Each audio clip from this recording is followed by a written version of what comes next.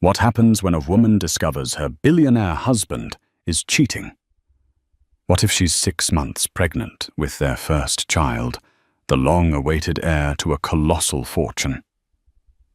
Most would confront him, cry or call a lawyer. But Isabella Sterling is not most women. When she found her husband Alexander dining with his mistress at Manhattan's most exclusive restaurant, she didn't scream. She didn't throw a drink. She smiled, walked to their table, and pulled up a chair. What followed wasn't just a confrontation. It was a masterclass in psychological warfare that would shatter a dynasty and leave a powerful man utterly humiliated in front of the world.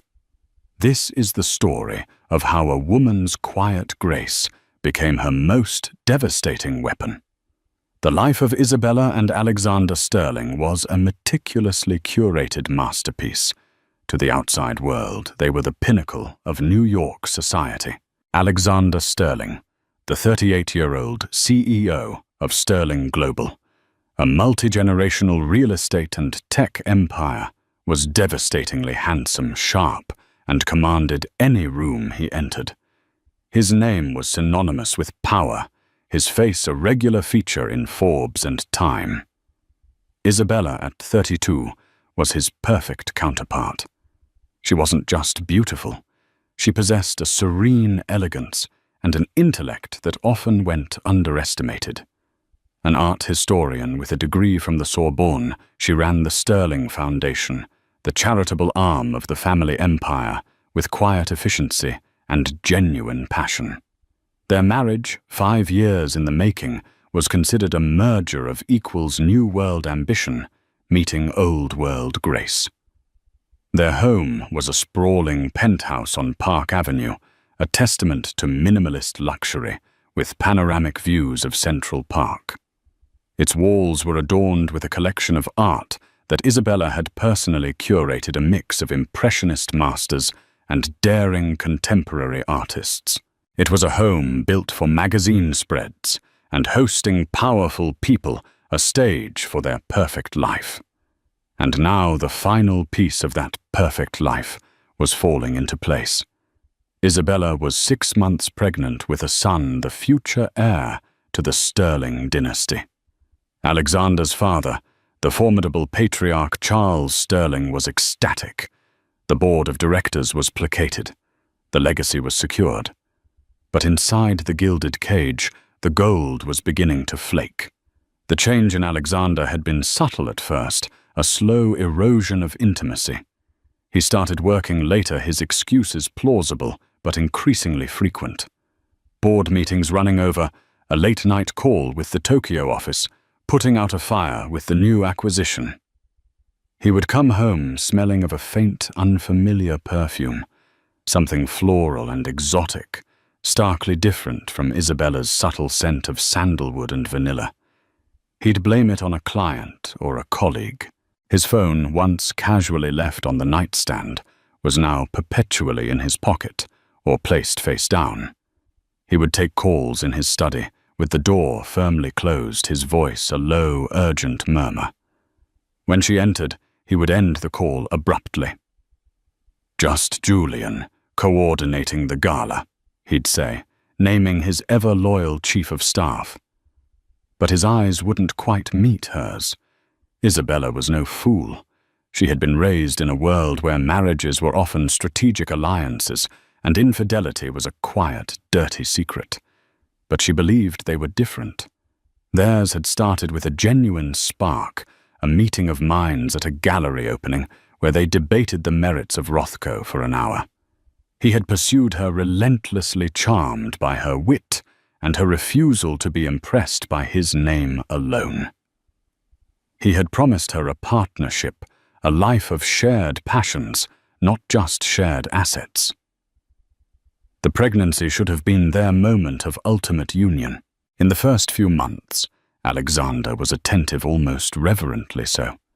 He would rest his hand on her still flat stomach, a look of awe on his face.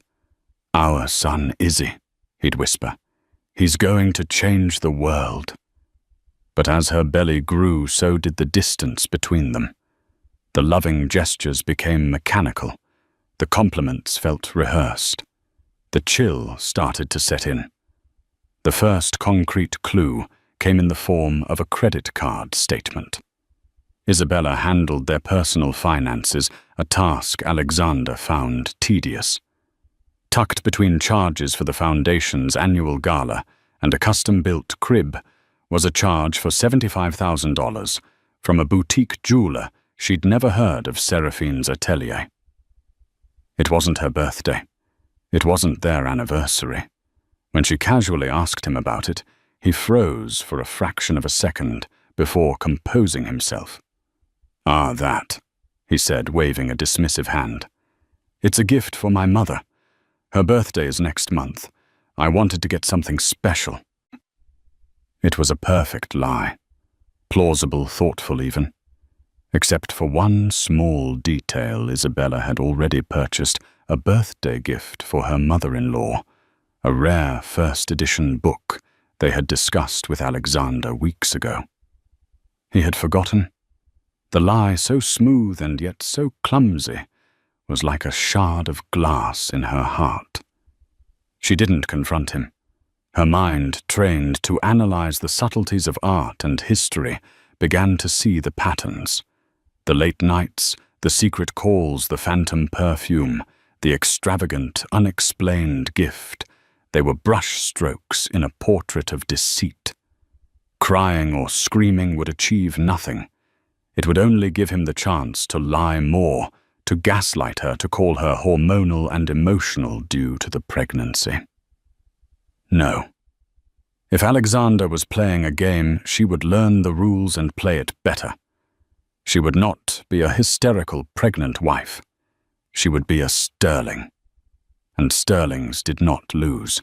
Her first move was to call her old college friend, a woman named Chloe, who now ran one of London's most discreet private investigation firms. "Chloe," Isabella said, her voice even and calm as she sat in her sunlit home office overlooking the city. "I need your help with a delicate matter. It requires the utmost discretion. For you, Izzy. Anything." Chloe's voice came back, warm but professional. "What's going on?" "I need to know about a jeweler called Seraphine's Atelier in the city, and I need to know who my husband is meeting." There was a pause on the other end of the line. Chloe knew Isabella well enough to understand the gravity of the request. "I'll put my best person on it, a specialist in marital portfolio analysis. You'll have your answers soon." While she waited, Isabella played her part to perfection. She was the glowing, expectant mother. She attended charity luncheons, discussed nursery color palettes with her mother-in-law, and smiled lovingly at her husband during public appearances. She even brought up the Sterling Foundation Gala, their biggest event of the year, which was just a few weeks away. "Alexander, darling," she said one evening as he loosened his tie. "I was thinking about the seating chart for the gala. Should we put Marcus Thorne at our table? I know his company is a major competitor, but it might be a good political move." Alexander barely looked up from his phone. "Thorne, no. Absolutely not. Keep him as far away from me as possible. He's a snake." The venom in his voice was startling. Isabella filed that piece of information away. Marcus Thorne. A rival. A week later, a coded email arrived from Chloe. It contained a secure link to a folder. Isabella locked her office door, her heart hammering against her ribs. She clicked the link. The folder was filled with photographs and a detailed report. The pictures were grainy, long-lens shots, but the subjects were unmistakable. Alexander laughing and animated in a way she hadn't seen in months. And with him, a woman. She was stunning in a fierce, overt way that contrasted with Isabella's quiet beauty. Long, dark hair, sharp features, a wardrobe that screamed expensive and daring. The report identified her as Serafina Dubois, the 30-year-old owner of a trendy avant-garde art gallery in Chelsea. And as Chloe had discovered with a bit of digging, the owner of a small exclusive jewelry design studio, Seraphine's Atelier. The photos chronicled their meetings, lunches at discreet but chic bistros, late-evening drinks at shadowy hotel bars, a weekend trip to a boutique hotel in the Hamptons, a trip Alexander had claimed was a corporate retreat. The most damning photo showed Alexander fastening a necklace around Serafina's neck. It was a breathtaking piece, a cascade of black diamonds and a single enormous ruby, the $75,000 necklace. But it was the report that turned Isabella's blood to ice. Serafina Dubois wasn't just a gallery owner. Before opening her gallery, she had a brief but notable career in corporate strategy, working for a firm that specialized in hostile takeovers. And according to Chloe's source, she had recently been in quiet contact with several executives from Thorn Industries, the company run by Marcus Thorn, Alexander's biggest rival. Suddenly, everything clicked into place. This wasn't just a sordid affair. It was something far more dangerous. Serafina wasn't just a mistress. She was a corporate predator. She wasn't after Alexander's heart. She was after his Ibora. And he, blinded by lust and arrogance, was leading her right through the front gates. The pain was immense, a physical blow that left her breathless. It wasn't just the betrayal of their marriage vows, but the utter disregard for their family, their future, their unborn child. He was risking everything they had built for a woman who was actively plotting his downfall. Isabella stood up and walked to the floor-to-ceiling window. She placed a protective hand on her swollen belly. The tears she had refused to shed now came not in a storm of hysteria, but as silent hot tracks down her face. She was mourning the man she thought she married, the life she thought they had. But as the sun set over Manhattan, painting the sky in hues of orange and purple, the grief began to crystallize into something harder, colder. Resolve.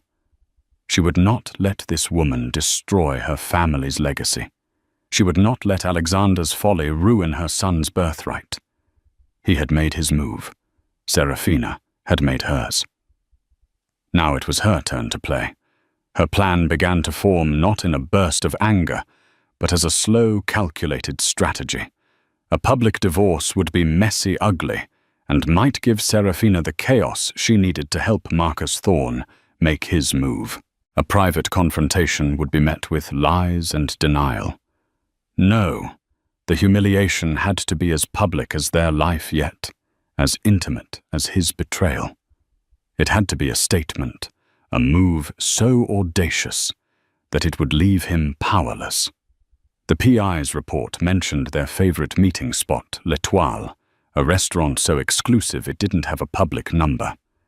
It was where the city's true power brokers went to make deals and conduct their affairs in what they believed was absolute privacy. Alexander and Serafina dined there every Tuesday. Next Tuesday was in 5 days. Isabella wiped her tears, her expression hardening into a mask of pure determination. She picked up her phone, but she didn't call a lawyer. She called the head stylist at Bergdorf Goodman. "Celeste," she said, her voice smooth as silk. "I need a dress, something for a quiet dinner, something memorable." The stage was set. The players were in position. The quiet, graceful wife was about to direct the final act.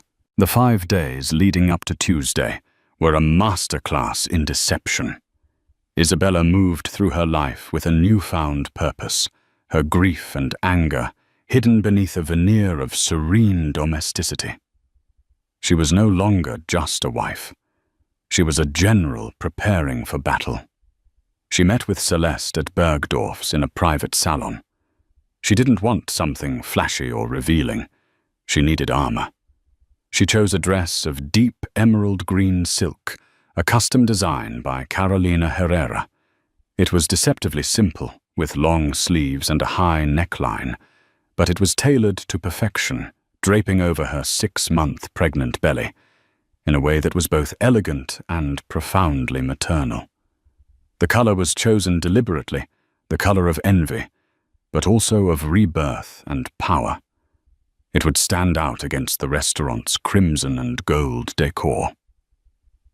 Her next call was to Julian Vance Alexander's chief of staff.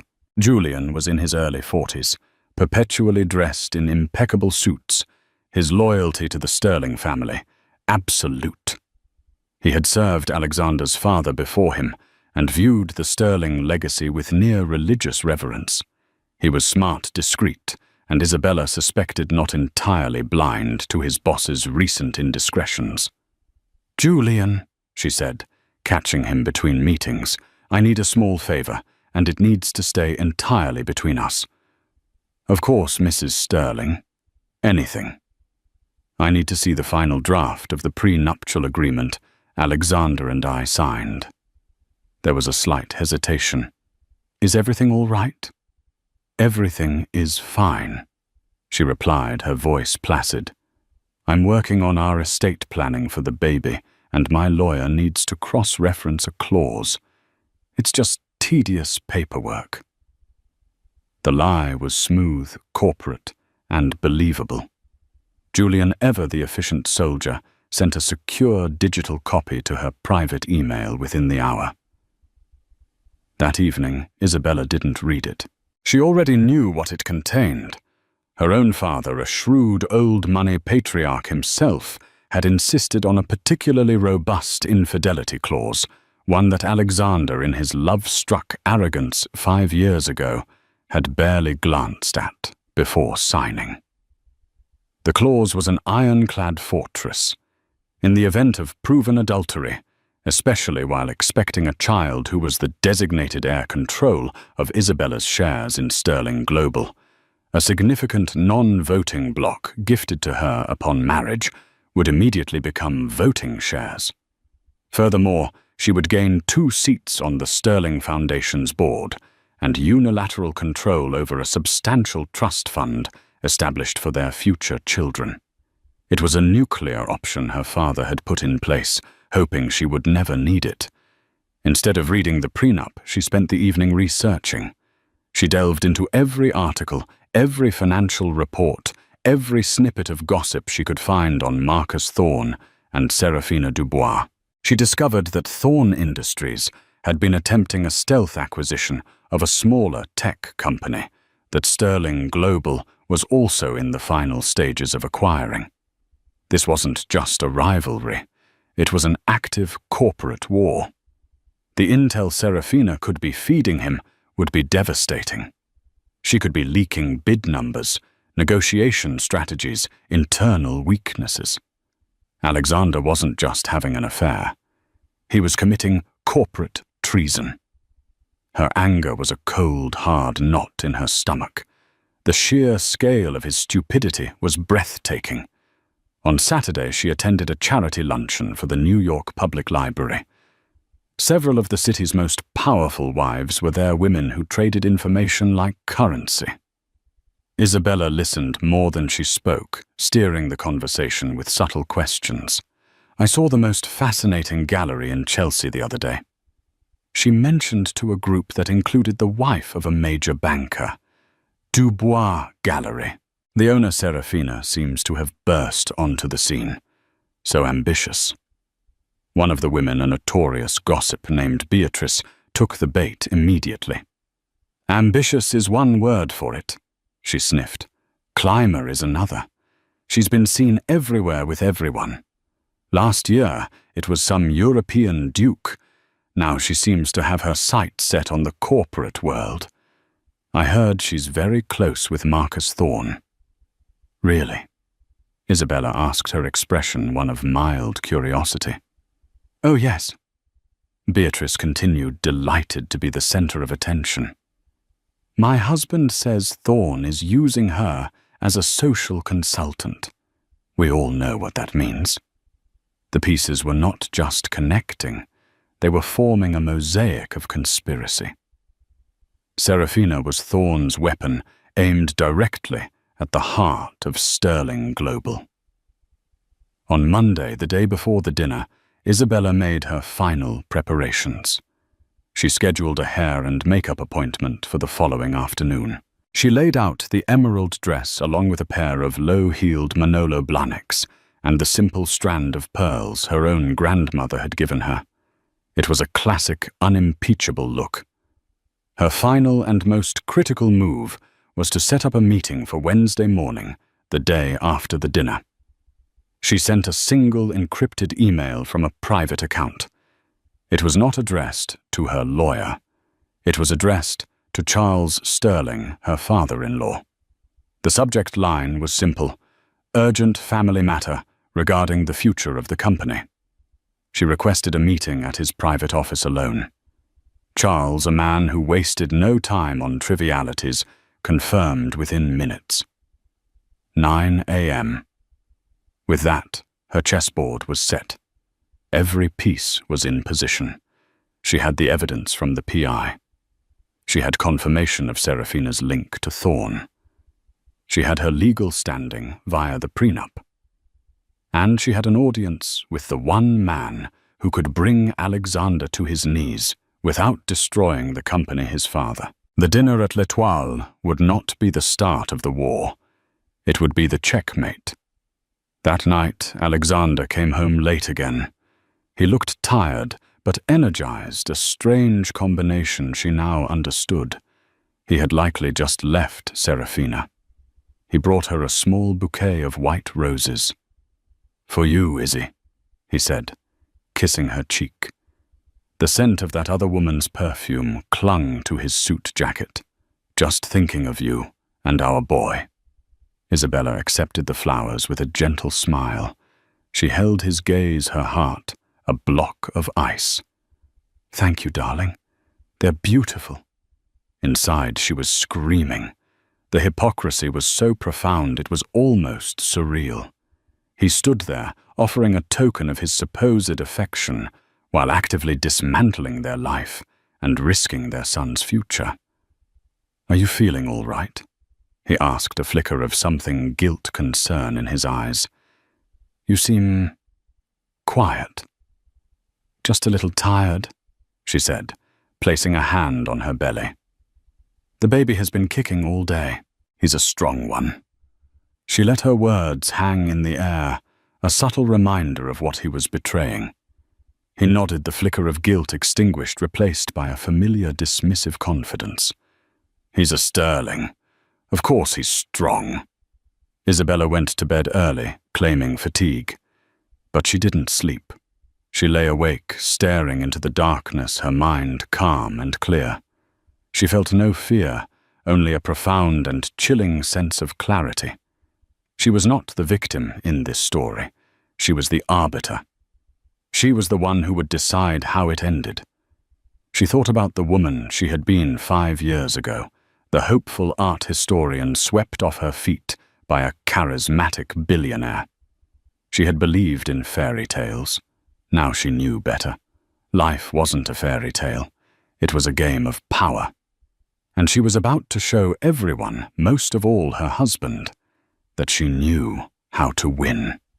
Tuesday evening arrived with the cool, crisp air of a New York autumn. L'Etoile was located on a discreet side street in the East 60s, its entrance marked only by a single polished brass star on a mahogany door. There was no sign. You either knew about it or you didn't. It was a sanctuary for the city's elite, a place where privacy was the most expensive item on the menu. At 8:00 p.m., Alexander Sterling and Serafina Dubois were seated at the best table in the house, a secluded corner booth upholstered in deep crimson velvet. It offered a commanding view of the dining room, while remaining shrouded in intimate shadow. To any observer, they looked like the ultimate power couple. Alexander, impeccably dressed in a custom Tom Ford suit, leaned in his focus entirely on her. Serafina was a vision in black, a sleek, form-fitting dress that was both elegant and overtly sensual. Around her neck glittered the necklace of black diamonds, and ruby, a stark and stunning statement against her skin. They were laughing, sharing a bottle of vintage Bordeaux that cost more than most people's monthly rent. Alexander felt a thrill he hadn't felt in years. With Serafina, he wasn't just a husband or a CEO bound by legacy. He felt like a conqueror. She challenged him, excited him, and her ambition mirrored his own. He was utterly captivated, completely unaware that he was a fly, caught in a very sophisticated web. "The final bid for the Omnicore acquisition is going in tomorrow morning," he murmured, his voice low. "Thorne has no idea what our final number is. We're going to crush him." Serafina smiled, a slow, predatory curving of her lips. She took a sip of her wine. "I have no doubt, darling. You always get what you want." She subtly checked her watch. She had a call scheduled with Marcus Thorne at 10 p.m. to give him that exact number. At 8:15 p.m., the mahogany door of L'Etoile opened. A hush seemed to fall over the front of the restaurant as Isabella Sterling entered. She was the personification of grace. The emerald green dress flowed around her, a splash of vibrant life in the dimly lit room. Her pearls glowed softly at her throat.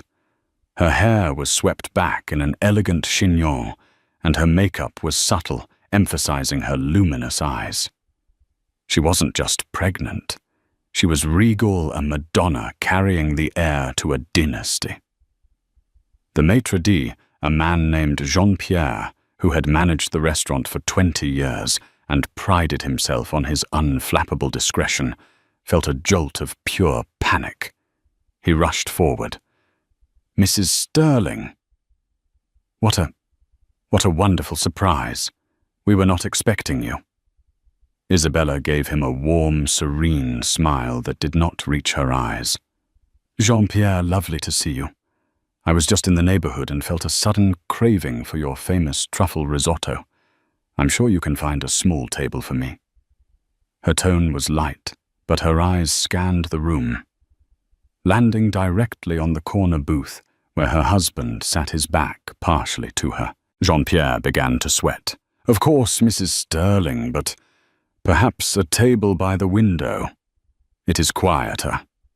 He was trying to steer her away to avert a catastrophe. "No need to trouble yourself," Isabella said, her voice still gentle. "I see my husband is already here. What a lovely coincidence. I'll just join him." Before Jean-Pierre could protest, she began to walk. The journey across the dining room felt like 100 miles. Every eye was on her. The low hum of conversation faltered. People who recognized her, and in this room everyone did, froze with forks halfway to their mouths. They smelled blood in the water. This was better than theater. Alexander heard the shift in the room's atmosphere. He looked up from Serafina's face, annoyed by the distraction. His eyes followed the collective gaze. And then he saw her. For a moment, his brain refused to process the image. It was like seeing a ghost. Isabella. Here. In their place. In her emerald dress, her pregnancy a statement of fact, walking directly toward them. A cold dread, heavy and absolute, washed over him. He felt the blood drain from his face. This was a nightmare. Serafina, seeing his expression, turned. Her eyes widened, her mask of sultry confidence cracking for a split second. She recovered quickly, her back stiffening, but the surprise was evident. Isabella reached the table. She didn't look angry. She didn't look hysterical. She smiled a bright, social smile that was more terrifying than any scream. "Alexander, darling," she said, her voice carrying clearly in the suddenly silent room. "Fancy seeing you here. I didn't know you had a business dinner tonight." Alexander was speechless. His mouth opened and closed, but no sound came out. He looked from his pregnant wife to his mistress, trapped in the crimson booth, a spotlight of social horror shining directly on him. Isabella's gaze shifted to Serafina. She looked her up and down, a slow, appraising glance that took in the dress, the ambition in her eyes, and finally the necklace. "And you must be Serafina," Isabella said, her tone polite, as if meeting a new employee. "Alexander has told me so little about you." The subtle emphasis on little was a scalpel-sharp cut. She extended a hand. "Isabella Sterling, it's a pleasure to finally put a face to the name." Serafina, forced into the role of a business associate, had no choice but to take the offered hand. Isabella's grip was firm, her skin cool. "A pleasure to meet you," Serafina managed to say, her voice tight. "Don't get up," Isabella said, gesturing to the booth. She turned to the horrified Jean-Pierre, who was hovering nearby. "Could we get another chair, please? I'd love to join." It was not a request. It was a command. A trembling busboy scrambled to bring a chair, placing it at the head of the table directly between Alexander and Serafina. Isabella sat down gracefully, placing her clutch on the table. She smoothed her dress over her belly, an unconscious protective gesture that was also a powerful visual statement to the entire room. She was the wife, the mother of his child, the matriarch in waiting, and she was taking her seat at the table. The silence was deafening. Alexander finally found his voice, a strangled whisper. "Isabella, what are you doing here? I told you, darling, I was craving risotto," she said cheerfully. She turned to the waiter who had appeared ghost-like beside her. "I'll have the risotto and a sparkling water with a slice of lemon, please." She then looked back at her husband. "You know the baby gets the most peculiar cravings." She was orchestrating the entire scene with the skill of a seasoned conductor. She wasn't acknowledging the affair. She was simply and brutally ignoring it, steamrolling them with social grace. She had effectively demoted Serafina from a romantic rival to an awkward third wheel at a marital dinner. Isabella then turned her full attention back to Serafina. "That's a magnificent necklace," she said, her eyes twinkling. "Black diamonds are so wonderfully dramatic. Alexander has such specific taste." She paused, letting the words sink in.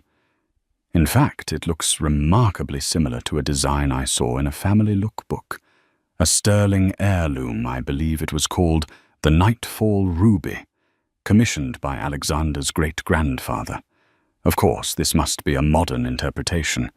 The original would be far too valuable for everyday wear." Serafina's hand instinctively went to the necklace. The implication was clear and devastating. Isabella was suggesting that the unique, expensive gift she wore was either a cheap copy of a family jewel, or worse, an actual heirloom that Alexander had stolen for his mistress. She had turned the symbol of their affair into a mark of shame. Alexander felt a wave of nausea. The necklace wasn't a family heirloom, but he had told Serafina it was spinning a tale to make the gift seem more significant, to bind her to him with history and legacy. Isabella somehow knew, or she was making an impossibly brilliant, cruel guess.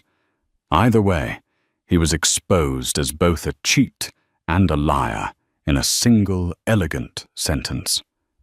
He looked at Serafina. Her face was pale, her eyes burning with a mixture of fury and humiliation. She understood what was happening. She was being publicly dismissed, reduced to a tacky cliché. Isabella continued, her voice light and conversational, as if they were discussing the weather. "So Serafina Alexander mentioned you're in the art world. So fascinating.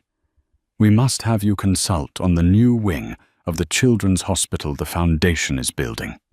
We want it to be inspiring for the patients." She was offering Serafina a charity project. It was a perfectly pitched insult, framing her as someone who could be hired a vendor, while simultaneously reinforcing her own position as the philanthropic leader of the Sterling family. The humiliation was complete. Alexander Sterling, the titan of industry, sat trapped and emasculated. He could not yell at his pregnant wife in a room full of his peers. He could not comfort his mistress. He could do nothing but sit there and absorb the crushing weight of his own public disgrace. The other diners were no longer even pretending not to watch, their faces a mixture of shock and glee. Isabella's risotto arrived. She took a small, deliberate bite. "Delicious," she pronounced. She looked at her husband, her eyes for the first time losing their social sparkle and revealing a glimpse of the Arctic cold beneath. "You look pale, darling. Are you feeling all right?" Alexander didn't answer. He just stared at her, seeing his wife for the first time, not as a graceful accessory, but as a formidable, terrifying opponent who had just destroyed him without raising her voice. The meal, or what was left of it, ended in torturous silence. Isabella ate her risotto with a placid, unhurried enjoyment that was profoundly unnerving. Alexander and Serafina sat like stone figures, the expensive wine and half-eaten food growing cold on their plates. The air was thick with unspoken fury. Finally, Isabella placed her fork and knife down neatly. She dabbed her lips with her napkin, the picture of decorum. "Well, that was lovely," she said into the silence. She stood up, her movements fluid and deliberate. "Darling, I'll take a taxi. You two finish up your meeting." She gave Alexander a cool marital peck on the cheek, a final public assertion of her role. Then, with a slight dismissive nod to the seething Serafina, she turned and walked away. Her exit was as graceful and devastating as her entrance. The entire dining room watched her go, a collective sigh of released tension rippling through the space. Isabella Sterling had not caused a scene. She had become the scene. The moment the mahogany door closed behind her, Serafina's composure shattered. "What the hell was that, Alex?" she hissed, her voice a venomous whisper. She knew. She knew everything. She made me look like a fool, like some pathetic little tramp. Alexander finally snapped out of his stupor, his humiliation quickly curdling into rage. "Keep your voice down," he gritted out, throwing his napkin onto the table. "You think I wanted this? This was a calculated attack, a setup." She called my necklace a copy. Serafina's eyes blazed. "She offered me a charity job. Do you have any idea how humiliating that was?" "Yes, I have some idea," he shot back, his voice rising. He was the one whose entire world had just been detonated in public. He threw several $100 bills onto the table, not even looking at the check. "Let's go. Now." The car ride to Serafina's apartment was a vortex of toxic anger. They tore into each other, the illusion of their perfect, powerful romance, disintegrating into ugly accusations. "How could you be so careless? How could she have known we'd be there?" Serafina demanded. "Don't you dare put this on me. This is your fault as much as mine. You and your ambition, pushing and pushing." "My ambition?" She laughed, a bitter, sharp sound. "You loved my ambition 5 minutes ago." "Don't you try to paint me as the villain here, Alexander. You're the one who is married. You're the one who lied to me about that ridiculous necklace." He dropped her off at her building with a screech of tires. the argument unresolved, the air thick with the stench of betrayal and failure. As he sped away, his rage toward Serafina was already being eclipsed by a tidal wave of fury directed at Isabella. The quiet, supportive, predictable woman he thought he knew had just revealed a side to her that was utterly foreign and terrifying. She hadn't just confronted him, she had strategically disemboweled him. He stormed into their Park Avenue penthouse, ready for the screaming match of a lifetime. He found Isabella in the living room, calmly sipping a cup of chamomile tea. She was no longer wearing the emerald dress, having changed into a simple cream-colored cashmere robe. She looked up as he entered, her expression placid.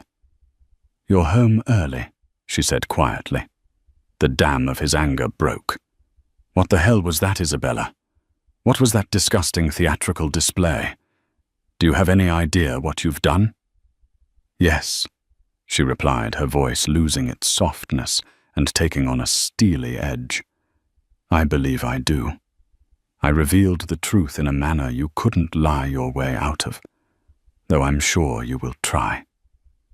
You humiliated me. You made a spectacle of our private life in front of everyone." Isabella set her teacup down with a soft click. She finally stood up, facing him. For the first time, he saw the depth of the cold fury in her eyes. The gentle, forgiving woman he had taken for granted was gone. In her place was a stranger. "You," she said, her voice dangerously low, "humiliated me the moment you chose to break your vows. You humiliated me with every lie, every late night, every secret call. You humiliated our marriage, our family, and our unborn son. My spectacle, as you call it, was merely holding a mirror up to your disgrace. Do not for 1 second confuse my core actions with your own." "This is about that woman, isn't it? It's jealousy."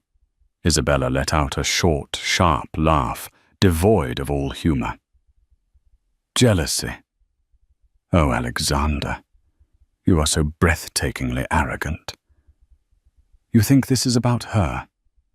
She is a symptom, a vulgar, ambitious symptom of your own weakness. She means nothing to me." She walked over to her desk and picked up a slim folder. It was the report from Chloe's investigation. She tossed it onto the marble coffee table between them. "This is what this is about." He opened it. His blood ran cold. Photos, timestamps, hotel receipts. A detailed report on Serafina Dubois, including her past in corporate espionage and her recent frequent contact with Marcus Thorne. "She's playing you, you fool." Isabella's voice cut through his shock. "She's been feeding information to Thorne for months. I imagine she was planning to call him tonight with your secret bid number for Omnicore, wasn't she?" Alexander stared at the papers, his world tilting on its axis. The affair was one thing. This was a betrayal of a different magnitude. It was a dagger aimed at the heart of his company, his legacy. And he had handed it to her himself. He felt like an idiot, a colossal, pathetic fool. I didn't know," he stammered, the fight draining out of him, replaced by a sickening dread. "No," Isabella agreed, her voice relentless. "You didn't, because you weren't thinking with your head. You were so wrapped up in your sordid little fantasy that you failed to see the viper in your bed. You put this entire company, your father's life's work, your son's inheritance, at risk. For what? For her." He sank onto the sofa, the full weight of his catastrophic misjudgment crashing down on him. He had been played, manipulated, and utterly compromised. He looked up at Isabella, a desperate plea forming in his eyes. He expected to see triumph, but he saw only icy resolve. This wasn't the end of her attack. It was just the beginning. "This changes things, Izzy," he said, his voice hoarse. "Thorne, we have to stop him. We have to work together." Isabella gave him a pitying look. "There is no we, Alexander. Not anymore. You seem to be under the impression that you are still in a position to negotiate." She retrieved another document from her desk. She held it out to him. It was a copy of their prenuptial agreement, the infidelity clause highlighted in yellow. "As of my discovery of your affair, which is now meticulously documented and can be corroborated by at least half of New York's elite society, thanks to your dinner tonight, this clause is in effect. My shares in Sterling Global are now voting shares. I have unilateral control over our son's trust, and I have the right to appoint 2 new members to the Foundation's board." Alexander stared at the paper, his mind reeling. He remembered signing it, laughing it off as a formality for her father. He had never imagined it would be used. It was a corporate coup hidden within their marriage vows. "You can't," he whispered. "That would destabilize everything." "On the contrary," Isabella said, her voice like ice, "it will stabilize it. Because unlike you, I will not put this family's legacy at risk for a cheap thrill. I will protect it. You have proven you are unfit to be the sole guardian of it." The full, terrifying scope of her plan was finally dawning on him. The dinner wasn't just about humiliating him. It was about creating incontrovertible public evidence to trigger the prenup. It was a brilliant, ruthless, and perfectly executed maneuver. "Tomorrow morning at 9 a.m., she continued, "I'm meeting with your father. I will be presenting him with 2 things. The first is this folder detailing your gross negligence and the existential threat you have exposed the company to. The second will be my proposal for the way forward." "What proposal?" he asked, his voice barely audible. "My proposal," Isabella stated, her gaze unwavering, "is that you will take a voluntary, indefinite leave of absence as CEO of Sterling Global. You will check into a wellness retreat in Switzerland to reevaluate your priorities. The board, influenced by my new voting power and your father's fury, will agree. An interim CEO will be appointed. Julian, perhaps. He is loyal to the family, not just to you." It was a complete and total annihilation. She wasn't just divorcing him or taking his money. She was stripping him of his identity, his power, his throne. She was exiling him. He looked at the woman standing before him. The warm, loving wife was gone, replaced by a queen executing a flawless palace coup.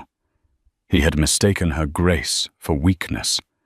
He had mistaken her silence for submission. He had underestimated her at every turn, and now he was paying the ultimate price. He wasn't just humiliated. He was shattered. The 9 a.m. meeting in Charles Sterling's office was less of a conversation and more of a sentencing. The office itself was a shrine to corporate power. Dark wood, leather-bound books, and a view of the city from the 80th floor that made the world look small and conquerable. Charles, a man in his late 60s with his son's sharp features etched into a sterner, more unforgiving mask, sat behind his enormous desk. He had already read the folder Isabella had sent over via a secure courier an hour earlier. His face was granite. Isabella, dressed in a simple but impeccably tailored navy blue suit, sat opposite him. She did not present her case with emotion or hysterics.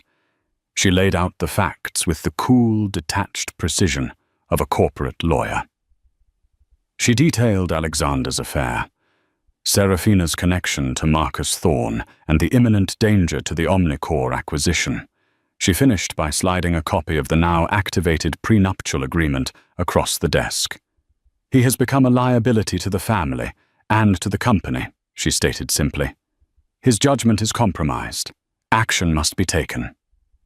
Charles was silent for a long time, his steepled fingers hiding his mouth. He was a man who valued two things above all else: legacy and control. His son had threatened both. The affair was a private disgrace, but the corporate espionage was a cardinal sin. "The gala is in 2 weeks," he finally said, his voice a low rumble. "It is our most important public event of the year."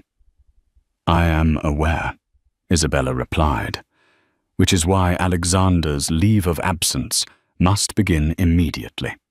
The story will be one of exhaustion of a dedicated CEO taking a much-needed rest on his doctor's advice before the birth of his firstborn. It's clean. It's believable. I will preside over the gala in his stead alongside you. We will present a united front for the family." Charles looked at his daughter-in-law, truly seeing her for the first time. He had always approved of her. She was poised, intelligent, from a good family. But he, like his son, had mistaken her quiet nature for passivity. He now saw the mind of a strategist and the will of a monarch. She wasn't just trying to punish his son.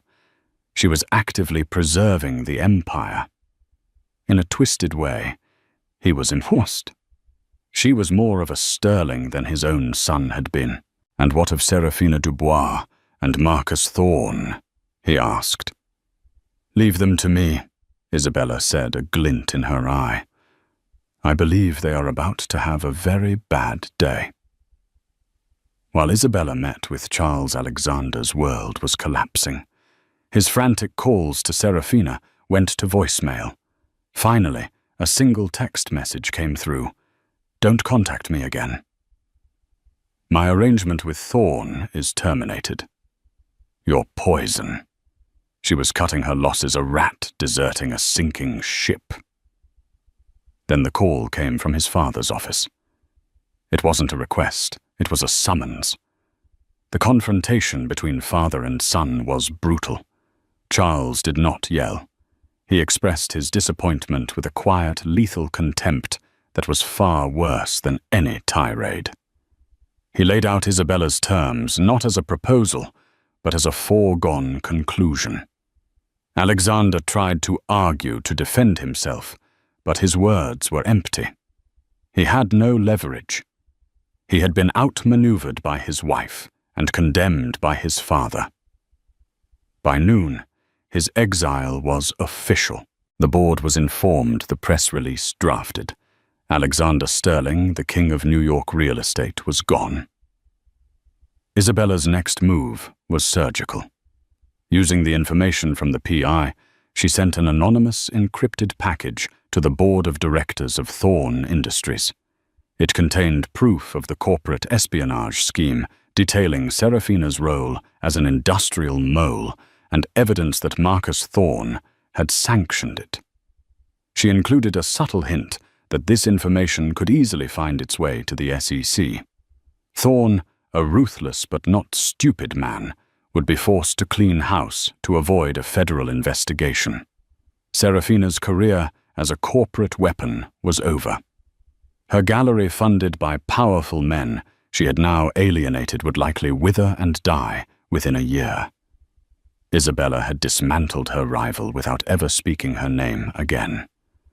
2 weeks later, the Sterling Foundation Gala took place.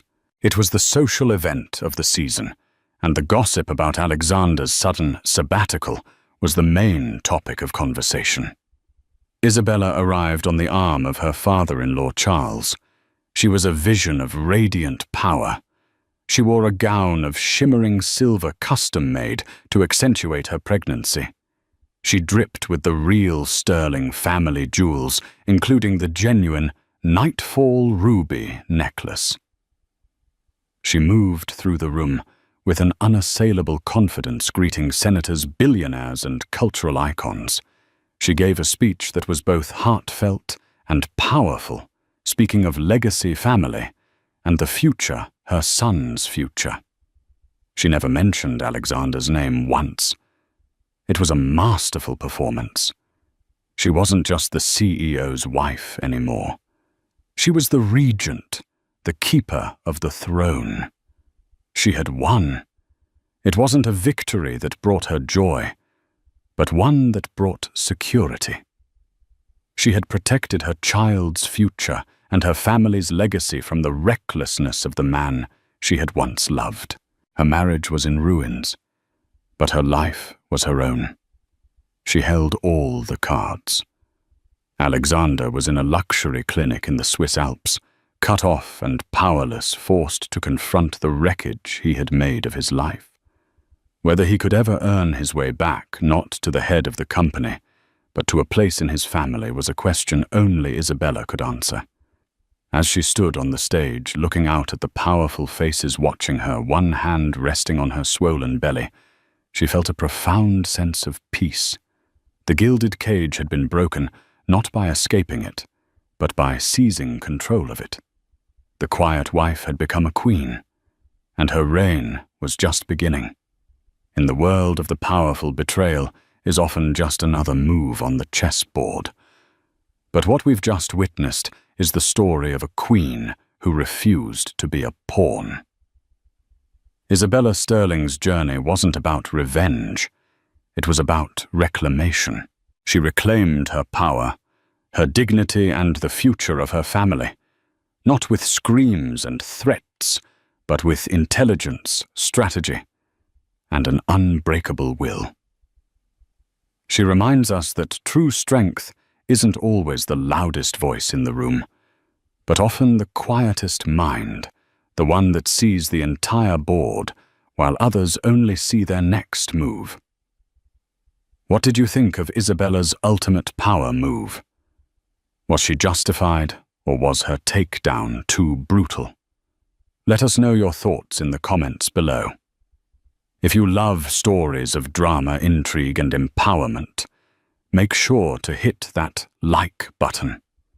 Share this video with someone who would appreciate a tale of epic consequences, and most importantly, subscribe to our channel for more real-life dramas that are stranger than fiction. The gavel fell its sharp crack, lost in the cavernous silence of the ornate courtroom. All eyes were on Thomas Braddock, a man whose expensive suit couldn't conceal the ugliness twisting his handsome features. He pointed a trembling manicured finger not at the opposing counsel, but at his own pregnant wife, Felicia. She was a mistake. He spat the venomous words echoing off the polished marble. A disastrous, regrettable mistake. And that thing she's carrying is a mistake I refuse to pay for. A wave of gasps rippled through the gallery. But the real drama wasn't in his calculated cruelty. It was in the worn, leather-bound folder the judge had just placed on his bench, a folder containing the last will and testament of the one man Thomas could never bully his late father. The air in courtroom 4B of the San Mateo County Superior Court was thick with the perfume of old money and fresh animosity. It was a sterile, impersonal space, all mahogany panels and muted grey carpeting, yet it had become the arena for the deeply personal evisceration of a marriage. Felicia Vale, soon to be she hoped, Felicia Vale once more sat ramrod straight in her cushioned chair. Her hands resting protectively over the pronounced swell of her stomach were the only part of her that betrayed the tremor running through her body. At 32, she still possessed the quiet, bookish beauty that had first caught Thomas Braddock's eye. Thoughtful grey eyes, a cascade of chestnut hair she'd simply pinned back, and a complexion that had never needed the heavy-handed ministrations of the Braddock family's preferred estheticians. Today, however, that beauty was shadowed by a weariness that went bone deep. She felt less like a person and more like a legal exhibit, the pregnant wife. Across the aisle, Thomas Braddock sat flanked by his lawyer, a shark in a Savile Row suit named Sterling, and his mother, Isabella Braddock. Thomas was the picture of wounded pride, his jaw tight, his brow furrowed in a performance of aggrieved masculinity. He was Felicia had once thought devastatingly handsome. Now she saw the weakness in his chin, the petulance in the downturn of his lips. He was a boy playing at being a king, and his mother Isabella was the silent, unyielding power behind the throne. Isabella Braddock was a masterpiece of preserved aristocracy.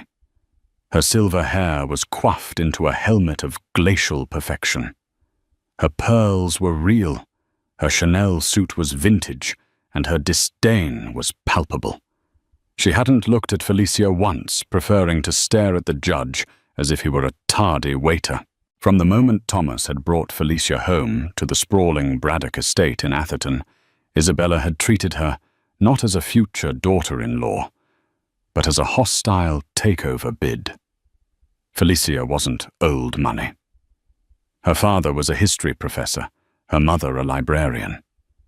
To the Braddocks, whose wealth stretched back to the railroad barons, Felicia was a curious little commoner, a temporary amusement for their heir. Mr. Braddock, Judge Albright, said his voice a low gravel that commanded attention. He was a man in his 60s, with a weary face that had seen every flavor of human depravity. "We are here to discuss the division of assets in your divorce proceedings. Let's try to maintain a certain level of decorum." Thomas's lawyer, Mr. Sterling, rose smoothly. "Your Honor, my client's emotional state is merely a reflection of the deep betrayal he has suffered. He entered into this marriage in good faith, only to find—" Felicia's lawyer, a kind but firm woman named Maria Davies, cut him off. "Objection, Your Honor. Counsel is testifying. The betrayal Mr. Sterling refers to is my client's discovery that the prenuptial agreement Mr. Braddock forced upon her was not only unconscionable, but deliberately misleading." The prenup. The infamous document Isabella had presented to Felicia a week before the wedding. It had been an ambush styled as a casual chat over tea in the solarium.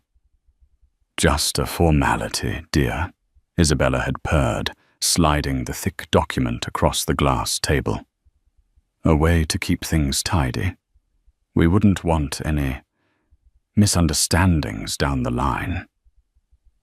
Thomas had backed his mother, of course. "It's just how things are done, Ellie," he'd said, avoiding her eyes. "It doesn't mean anything." It had meant everything. It had stipulated that in the event of a divorce, Felicia would walk away with nothing. Not a penny of the Braddock fortune, no claim to their properties, not even alimony. At the time, blinded by love and a naive belief in their future, she had signed it. Now, with a child on the way, a Braddock heir, the document was a cudgel they were using to beat her into submission. They offered her a one-time payout of $50,000 and a non-disclosure agreement so restrictive it would essentially erase her from their history. The validity of the prenuptial agreement is what we are here to debate. Judge Albright stated, his gaze fixed on Thomas. "But your personal feelings about your wife are for the moment irrelevant." This seemed to be the wrong thing to say. Thomas, who had been simmering, suddenly boiled over. He stood up, knocking his chair back slightly. "Irrelevant," he scoffed, his voice rising. "She is the most relevant mistake I've ever made. I was trapped. My father was ill, he was fond of her for some reason, and I went along with it." He gestured wildly towards Felicia. "She's a gold digger, Your Honor. A clever little parasite who saw a meal ticket and latched on." Maria Davies was on her feet. "Your Honor, this is outrageous." But the judge simply raised a hand, silencing her. He was watching Thomas, his expression unreadable. And Thomas, emboldened by the attention, took a step forward. He locked eyes with Felicia, and the mask of the charming, carefree man she had married fell away completely, revealing the snarling, entitled creature beneath. "Do you know what she did?" He addressed the judge, but his words were daggers aimed at her heart. She got pregnant on purpose. After I told her we should wait. After I told her things were not working out. She did it to trap me to try and secure a piece of my family's legacy. Felicia felt the blood drain from her face. It was a lie. A vicious, calculated lie. They had been trying for a baby. It was Thomas who had been excited, who had talked about names, who had held her, and whispered dreams of their future family into her hair. That was before his father Arthur Braddock had passed away 2 months ago. Before Isabella had sunk her claws back into her son's soul. Then came the words that would be seared into her memory forever. Thomas's voice dropped, becoming low and guttural, dripping with a contempt so profound it physically hurt her. She was a mistake, he repeated, pointing at her belly. And that thing she's carrying is a mistake I refuse to pay for. A collective gasp sucked the air from the room. Felicia felt it like a physical blow. The baby inside her, their child, kicked as if in protest. Tears welled hot and fast, blurring the cruel face of the man she had loved. She saw Isabella smirk, a flicker of triumphant malice. This was what they wanted. To break her. To humiliate her so completely she would crawl away and accept their scraps. That is enough. Mr. Braddock.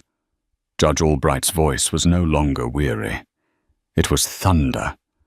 He slammed his gavel down, the sound echoing the shattering of Felicia's world. That is more than enough. You will sit down now.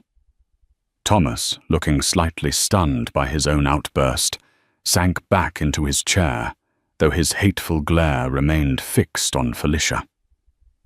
Judge Albright surveyed the scene, his eyes lingering on Felicia's tear-streaked face, then on Isabella's smug one. He took a deep, steadying breath and squared a stack of papers on his bench. This court is in recess for 15 minutes, he announced. However, before we break, a matter has been brought to my attention this morning by the executor of the late Arthur Braddock's estate. At the mention of his father, Thomas sat up straighter. A flicker of something confusion, perhaps apprehension, crossed his face. The judge picked up the worn, leather-bound folder. It appears that Mr. Arthur Braddock's final will and testament, executed 1 month prior to his death, contains certain stipulations that have a direct and material bearing on the assets currently under discussion in this divorce. With the executor's permission, and given its relevance, I am unsealing it now. He opened the folder. The silence in the courtroom returned, but this time it was different. It was thick with confusion and a dawning electric tension. A will Arthur's will had been read weeks ago. It was simple, leaving everything to his only son Thomas, with a generous trust for Isabella. What was this? Felicia wiped her tears, her heart pounding a strange new rhythm. Arthur. Kind, gentle Arthur. He had been the only Braddock who had ever truly seen her, the only one who had ever been on her side. In his final months, as his illness worsened, he would often ask her to sit with him in the garden, away from the oppressive gloom of the mansion and the even more oppressive presence of his wife. They would talk for hours about history, about books, about her dreams for the future. He seemed to understand her in a way Thomas never had. What is the meaning of this, Your Honor? Mr. Sterling asked, his composure ruffled for the first time. A new will. We were not informed, it would seem Mr. Sterling, the judge, said, peering over his spectacles at the document, that no one was. Arthur Braddock was a very thorough man. He cleared his throat, the sound unnaturally loud in the silent room, and began to read. As Judge Albright's voice began to drone through the legalese of the will's preamble, Felicia's mind spun backwards, away from the sterile cruelty of the courtroom to the sun-dappled lawns of the Braddock estate. She remembered the first time she'd met Arthur Braddock. It was 1.5 years ago. Thomas had brought her to the family's annual summer gala, a lavish affair of champagne fountains and string quartets. She'd been terrified a simple librarian's daughter adrift in a sea of couture and condescension. Isabella had introduced her with a smile that didn't reach her eyes, her tone making Felicia Vale sound like a quaint, unlisted company.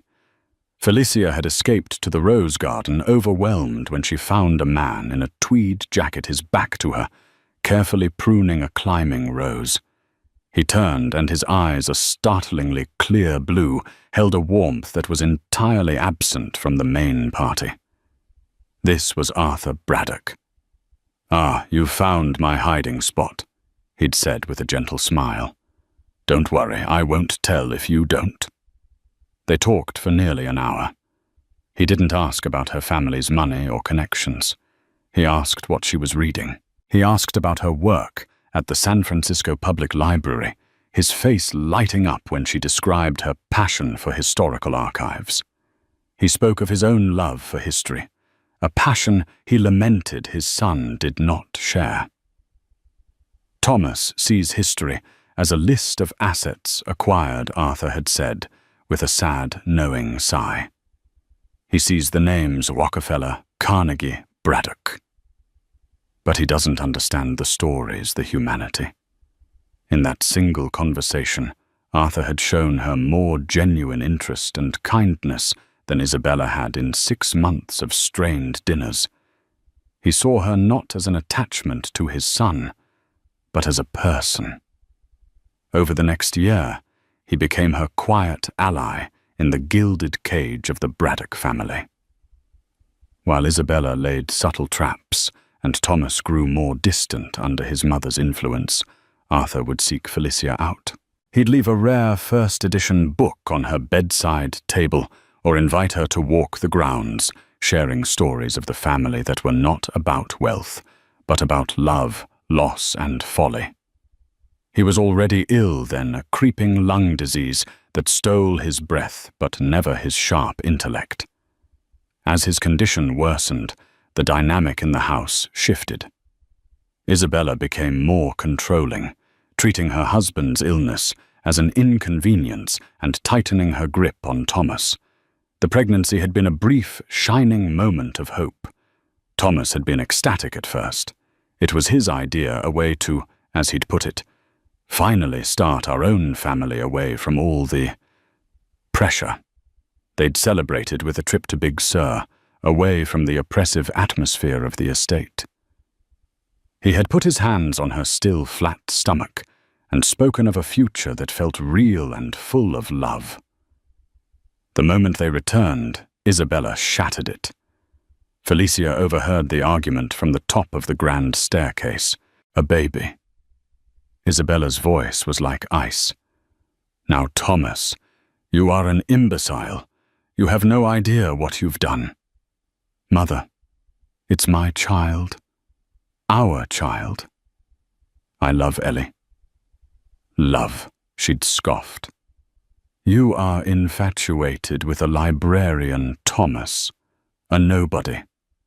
And now she has tethered herself to our legacy with the oldest trick in the book. Do you think for 1 second she wasn't planning this? To tie you down, to make herself indispensable." The poison took root quickly. Thomas began to pull away. He started spending more time at the office, coming home late, smelling of expensive whiskey and another woman's perfume. The excuses were flimsy, the apologies hollow. He grew short-tempered, echoing his mother's criticisms. He'd comment on Felicia's clothes, her friends, her lack of ambition. Then Arthur's health took a steep decline. In his last weeks, he was confined to his bed.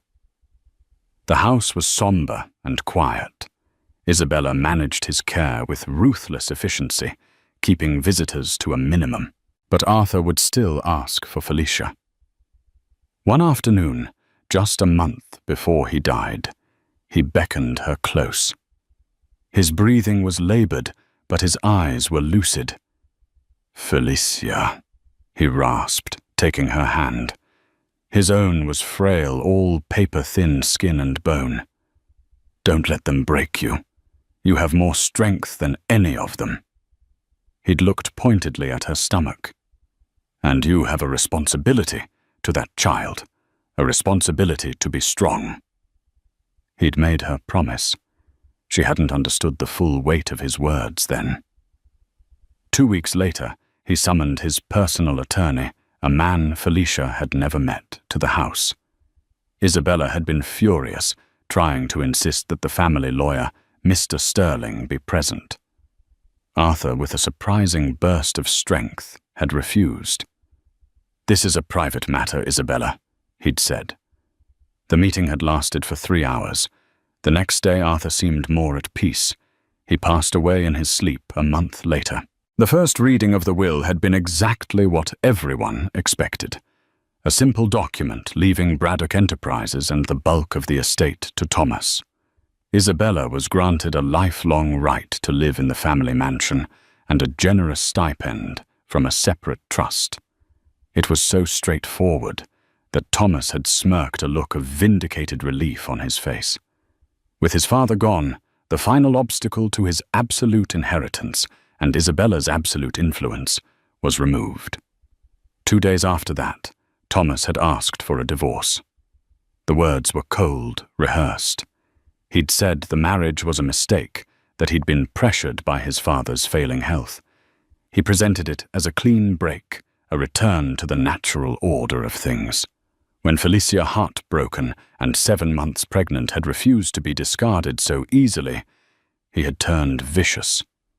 The battle over the prenup began, and now here they were. A sharp intake of breath from Mr. Sterling snapped Felicia back to the present. Judge Albright had finished with the preliminary sections of the will. His eyes scanned the room before continuing. "We now come to Article 4. The judge said, his voice dropping slightly, drawing every ounce of attention in the room. "Regarding the disposition of my primary asset, my controlling interest in Braddock Enterprises Incorporated." Thomas leaned forward, a smug look returning to his face. This was it, the confirmation of his kingdom. "I, Arthur Braddock," the judge read his voice, clear and deliberate, "being of sound mind and body, do hereby declare the following. My son Thomas Braddock has in recent months shown a lamentable lack of judgment and a character ill-suited to the stewardship of the company my grandfather built." A jolt went through the room. Thomas's face went from smug to slack-jawed shock. Isabella's carefully constructed composure cracked her mouth, falling open slightly. What Thomas whispered the word stolen by the cavernous room. The judge continued, his voice unwavering. "He has proven himself to be easily manipulated and has forgotten the most fundamental principle of our family's success, that our name is built on integrity, not just on assets. Therefore, I cannot in good conscience deliver the future of Braddock Enterprises into his hands." "This is insane," Sterling blurted out, rising to his feet. "Your Honor, my client's father was clearly not of sound mind. He was heavily medicated. He was certified of sound mind by 2 independent physicians the day this will was signed, Mr. Sterling. Their affidavits are attached," Judge Albright said coolly, not even looking up. "Now sit down." Sterling sank back into his chair, his face pale. The judge's eyes found Felicia's across the room. She held his gaze, her heart hammering against her ribs. He went on. "Therefore, I hereby bequeath my entire controlling share of Braddock Enterprises, representing 51% of the voting stock, not to my son, but to a trust. This trust shall be known as the Arthur Vale Braddock Legacy Trust. Vale. He had used her maiden name. A low guttural sound escaped Isabella's throat. The judge continued reading the clause that would change everything. The sole beneficiary of this trust is to be my firstborn grandchild, the child currently carried by my daughter-in-law, Felicia Vale Braddock. The courtroom devolved into a cacophony of frantic whispers. Thomas looked as if he'd been struck by lightning, his face a mask of disbelief and rage. He stared at Felicia's belly, not with contempt, but with a dawning, horrified awe. That mistake, was now the majority shareholder of his entire inheritance. But Arthur Braddock wasn't finished. The final killing blow was yet to come. Judge Albright looked up from the document, his gaze passing over Thomas and Isabella, before settling once more on Felicia. He read the last sentence of the article, his voice ringing with a profound posthumous finality. The sole executor and trustee of this trust, vested with absolute and unconditional authority over all voting rights, board appointments, and financial decisions of Braddock Enterprises, until the beneficiary reaches the age of 25, shall be the child's mother, and my trusted daughter-in-law, Felicia Vale Braddock. For a long moment, the world stopped. The frantic whispers died. The rustling of papers ceased. The only sound in courtroom 4B was the frantic, trapped beat of Felicia's own heart. She stared at Judge Albright, certain she had misheard, that the grief and stress had finally caused her to hallucinate. Sole executor and trustee, absolute and unconditional authority. The words didn't compute. They were abstract alien concepts that didn't belong to her. Felicia Vale, the librarian, the spurned wife, the humiliated mother-to-be. Then the spell broke. A strangled cry tore from Isabella Braddock's throat. It was a sound of pure, undiluted fury, the cry of a queen who has just watched her castle crumble into dust. "No, it's a lie, a forgery!" she shrieked, lurching to her feet. Her mask of aristocratic control was gone, replaced by a visage of raw, twitching rage. That woman, that scheming little harlot, she manipulated him. She poisoned my husband against his own family. Mr. Sterling, his face the color of ash, tried to restrain her, whispering urgently, "Isabella not here. Control yourself." But she was beyond control. She pointed a trembling, diamond-clad finger at Felicia. This was your plan all along. You seduced a dying old man, twisted his mind. Mrs. Braddock. Judge Albright's voice cracked like a whip. You are on the verge of being held in contempt. Another outburst like that, and you will be removed by the bailiff. Isabella snapped her mouth shut, but her chest heaved, and her eyes fixed on Felicia promised retribution. Thomas was eerily silent. He sat frozen, his body rigid, his eyes wide and vacant. He was staring at the polished table in front of him, but he wasn't seeing it. He was seeing his entire world, the one he had been promised from birth, vanish before his eyes. The kingdom he was meant to inherit, the power he was meant to wield, had just been handed lock, stock, and barrel to the woman he had publicly disavowed, and the unborn child he had branded a mistake. Felicia's lawyer, Maria Davies, leaned over her, voice a low, steady murmur in Felicia's ear. "Felicia, did you hear that? Do you understand what this means?" Felicia could only shake her head slowly, her mind a whirlwind of shock. She looked from Thomas's shattered expression to Isabella's murderous glare.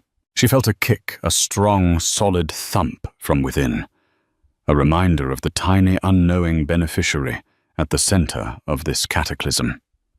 Judge Albright, seemingly unfazed by the eruption, continued as if reading a grocery list.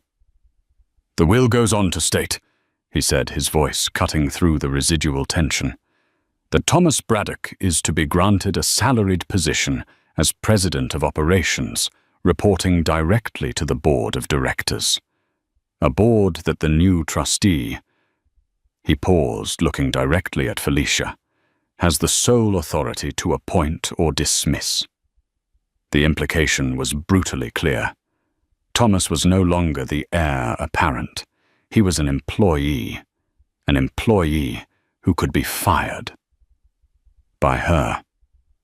Furthermore, the judge added, "The will stipulates that Thomas Braddock and Isabella Braddock are permitted to maintain residence in the Atherton family home, but only with the express ongoing permission of the trustee. The deed and title of the property are to be transferred to the Arthur Vale Braddock Legacy Trust." They were tenants in their own home. Their right to live there was now entirely at Felicia's discretion. The finality of it was absolute. Arthur hadn't just disinherited his son. He had orchestrated a complete coup d'etat from beyond the grave. He had seen the cruelty, the weakness, the greed, and he had built a fortress to protect his grandchild and the woman he believed could safeguard his legacy. He hadn't just given Felicia a shield, he had given her a sword, an arsenal, an entire kingdom. The will Judge Albright concluded, closing the leather folder with a soft thud, "is accompanied by a signed and notarized letter from Arthur Braddock detailing his reasons.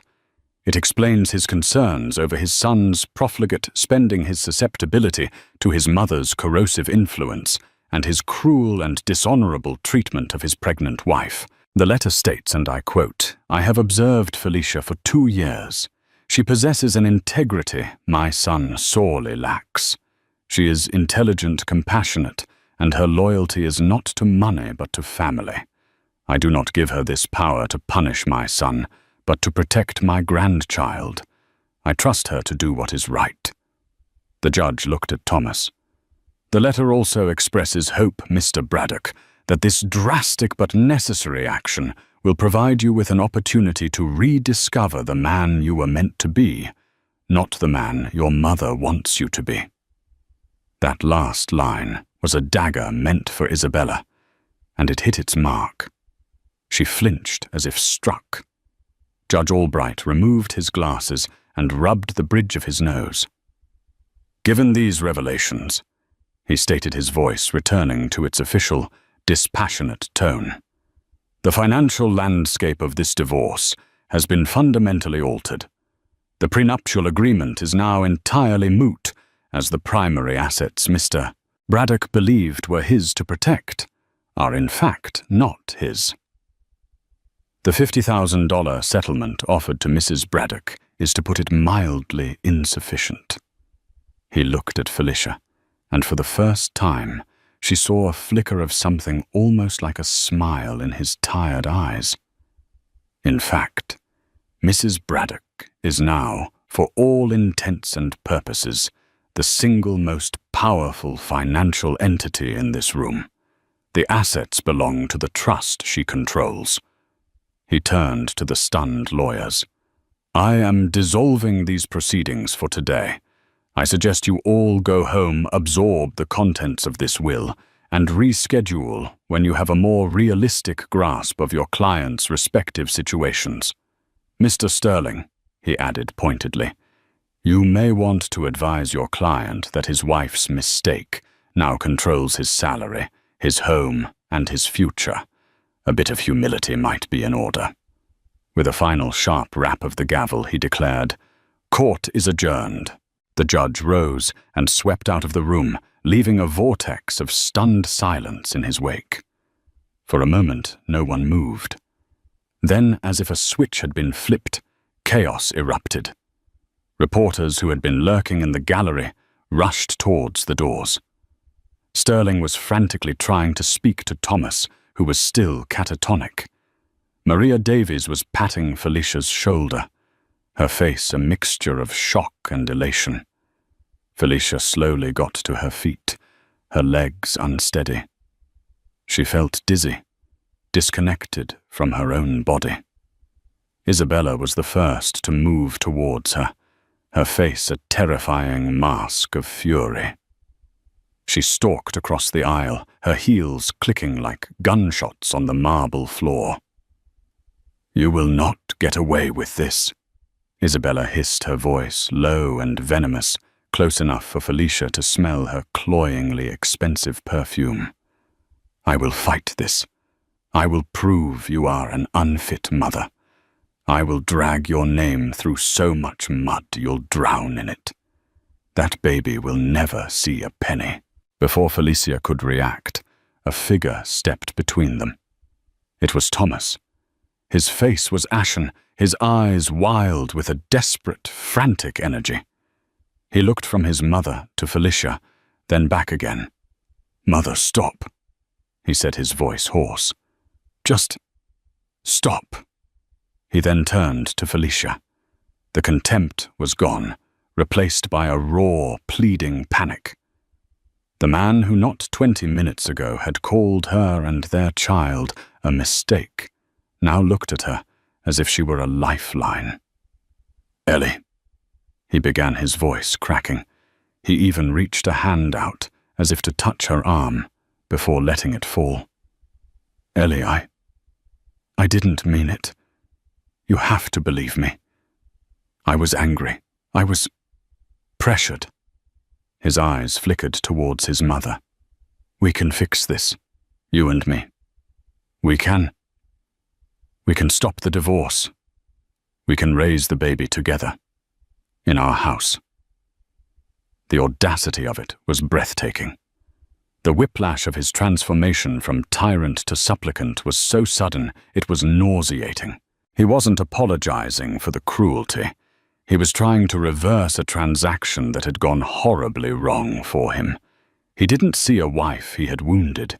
He saw the new CEO of his life. Felicia looked at his desperate, pleading face. She looked at Isabella, who was watching them with narrowed, calculating eyes, her mind already plotting new strategies. And she felt nothing. Not love, not hate, not even anger anymore. Just a profound, chilling emptiness where her love for him used to be. She looked at his outstretched, trembling hand. Then she looked him directly in the eye, her own gaze clear and steady for the first time that day. Without a word, she turned and walked away, leaving her husband and his mother standing in the ruins of their fallen kingdom. Her lawyer Maria rushed to her side, and together they walked out of the courtroom. Not towards a miserable, uncertain future, but towards an empire Felicia had never asked for, but now, by the grace of a good man's final act, commanded. The days that followed the courtroom bombshell were a blur of surreal adjustments. Felicia didn't return to the small rented apartment she had secured as a refuge from her marriage. Maria Davies had insisted it wasn't secure enough. "You're not just a private citizen anymore, Felicia," she'd said, her tone urgent. "You are the head of a multi-billion-dollar corporation. There are protocols now." And so Felicia found herself in a gilded prison of a different sort, a penthouse suite at the Four Seasons paid for by the Arthur Vale Braddock Legacy Trust, with a round-the-clock security detail stationed in the hallway, lawyers, trust officers, and financial advisors. Men and women with sharp suits and even sharper minds. All remnants of Arthur's loyal inner circle paraded through her living room. They presented her with binders thick with financial reports, organizational charts, and legal obligations. They used terms like fiduciary duty, hostile takeover defenses, and quarterly earnings projections. At first, it was overwhelmingly intimidating. She was Felicia Vale, who found comfort in the Dewey Decimal System, not the Dow Jones Industrial Average. But as they spoke, she listened. She asked questions, simple ones at first, then more complex ones. and she discovered something surprising. The logic of it, the intricate web of cause and effect, wasn't so different from tracing historical events or archival records. It was a story just told in the language of numbers. More importantly, she was fueled by a powerful clarifying force, the memory of Arthur's words, "I trust her to do what is right," and the visceral, soul-crushing memory of Thomas's "that thing she's carrying is a mistake." One was a sacred trust, the other a declaration of war. She would honor the former by prevailing in the latter. Her phone rang incessantly. The calls were from Thomas. He left dozens of voicemails, each one more desperate than the last. They were a pathetic symphony of panicked apologies and self-serving promises. "Ellie, baby, please pick up. I'm so sorry. I've been such a fool. My mother, she gets in my head. But that's over now, I swear. I was just looking at the crib we ordered. Remember the one from that little shop in Carmel? It's all about us, Ellie. You, me, and our little boy. Or girl. It's all that matters. I told Sterling to fire his legal team. We don't need lawyers. We're a family. Just come home. Please, just come home, and we can figure this all out." She never answered. She never listened to a single message, twice. It was the desperate pleading of a man who had lost his wallet, not a husband who had broken his wife's heart. Isabella, for her part, had gone to ground. But it was a tactical silence, not a surrender. Maria's legal team reported that Isabella had hired a new, notoriously aggressive law firm, specializing in contesting wills. They were digging, searching for any doctor who would testify to Arthur's incompetence, any nurse who would claim Felicia had restricted access to him, any scrap of dirt they could find, to paint her as a manipulative usurper. A week after the hearing, Felicia knew she couldn't stay in the hotel forever. She had to make a move. The trust owned the Braddock mansion. It was her house now. More importantly, it was her child's house. Arthur had not intended for his grandchild to be raised in exile. So she made a decision. She called Maria. "I'm going home," she said, her voice firm. "Felicia is that wise. It's not about wisdom, Maria. It's about a clear message. The Queen is not in hiding." The return was as dramatic as she had intended. She didn't sneak in the back door. She arrived in a black town car, arranged by the trust which swept up the long gravel driveway to the imposing facade of the Atherton mansion. As she stepped out of the car, the heavy front doors opened. Thomas stood there, his face a mixture of hope and terror. He had clearly been watching for her.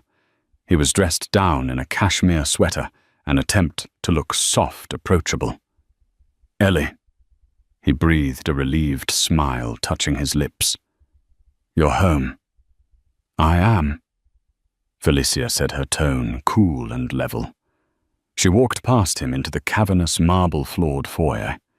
The air was still and smelled of lemon polish and lilies, just as it always had. "I've asked a moving company to clear out my old things from the guest wing. They will be delivering my new furniture for the nursery this afternoon." Thomas's smile faltered. "Of course, anything you want. I had Mrs. Albright air out the master suite for you. For us." Felicia stopped and turned to him. "Let's be very clear, Thomas. I am not here to reconcile. I am here because this is my home now. It belongs to the trust that I command. You and your mother are living here at my discretion." The words hung in the air, cold and hard. The color drained from Thomas's face. "My legal team," she continued, her voice devoid of emotion, "will be drawing up a tenancy-at-will agreement for you and Isabella. It will stipulate the terms of your continued residence. Furthermore, I am calling a board meeting for Braddock Enterprises for Monday morning, As president of operations, your attendance will be required. You'll be expected to present a full report on the company's current standing. She was no longer his wife. She was his landlord and his boss. The reality of it slammed into him, and his composure finally shattered. "Felicia, please," he begged, his voice cracking. "Don't do this. Don't be like this. This isn't you. You're not this cold." "You're right," she said, looking him straight in the eye. "The woman I was would have forgiven you. She would have believed your lies and let you hurt her again.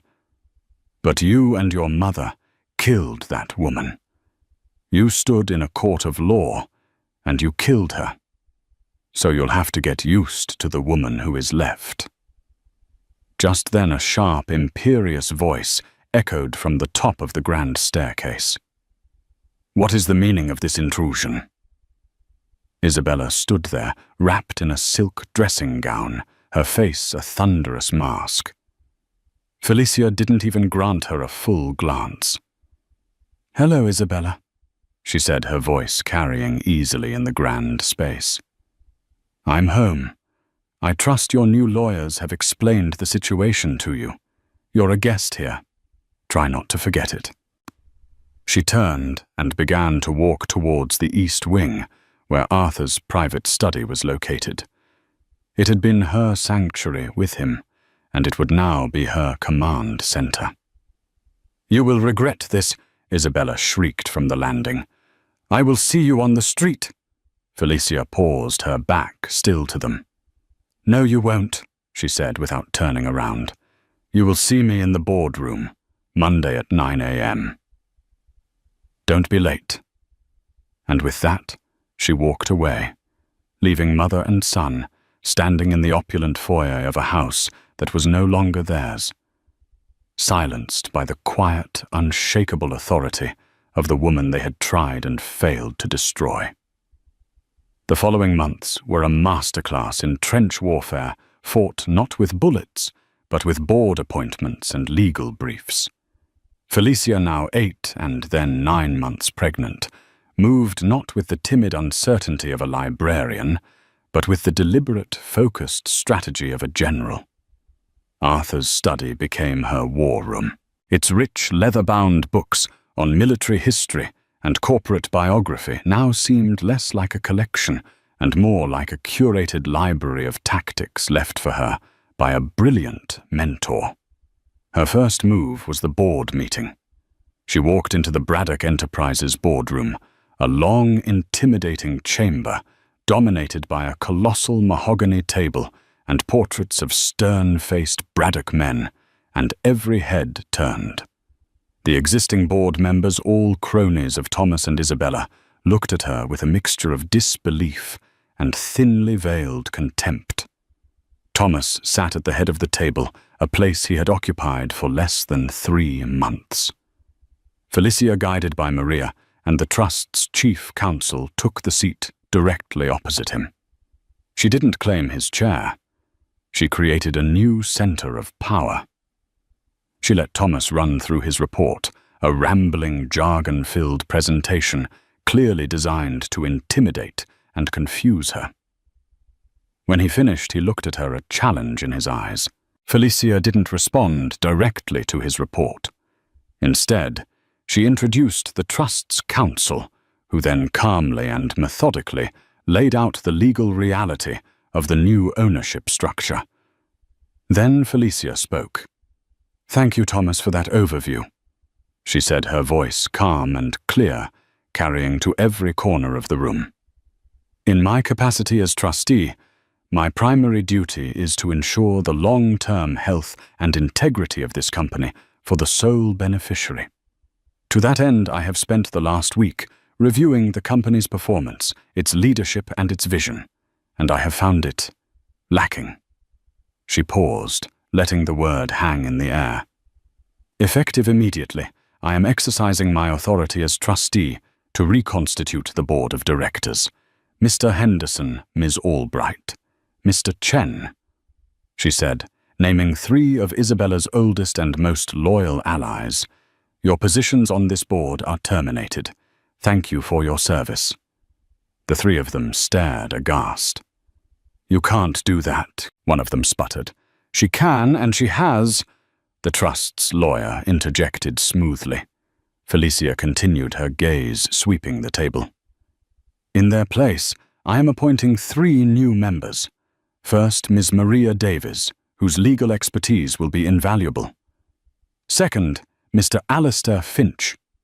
She named Arthur's longtime, fiercely loyal financial advisor, a man Isabella had forced into retirement.